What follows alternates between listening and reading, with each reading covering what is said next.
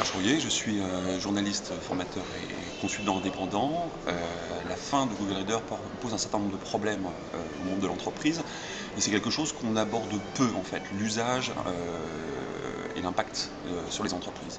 Ce que l'on perd avec Google Reader, c'est notamment un énorme archivage, c'est la possibilité de taguer facilement des articles et également, surtout, de rediffuser facilement l'information. On avait la possibilité d'avoir des tags et des dossiers qui rediffusaient des fils RSS. Alors, face à cette perte, il y a beaucoup de choses qui sont dites actuellement, notamment on parle énormément d'un feedly par exemple. Beaucoup d'acteurs sont en train de rebattre les cartes, de rajouter des serveurs, de rajouter des fonctions. Feedly attire l'attention, mais gardons en tête que Feedly, ce n'est que pour l'instant une surcouche de Google Reader qui n'a pas de serveur à lui-même. Il a également un traitement des tags, mais qui ne sont pas présents par exemple sur les applications mobiles. En termes d'applications mobiles, il n'est présent aujourd'hui que sur iPhone et Android.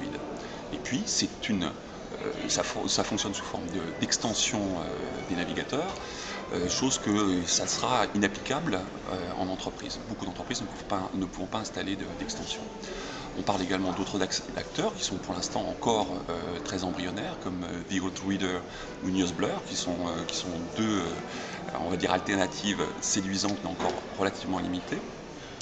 Face à cela, on a également, peut-être de manière beaucoup plus intéressante, on a des outils open source mais qu'il faudra installer sur des serveurs. TinyRSS est un très très bon exemple d'outil open source qui colle précisément aux fonctions principales de Google Reader, mais qui demande bien entendu une installation, une configuration et une maintenance, une connaissance de PHP et MySQL qui ne seront pas toujours à la hauteur ou à la portée en tout cas de TPE ou de PME. Bien entendu, il reste encore les acteurs professionnels, on parle de SignedUp, bien entendu, et des autres logiciels de veille, qui auront en revanche une problématique de fond qui est leur coût, bien entendu.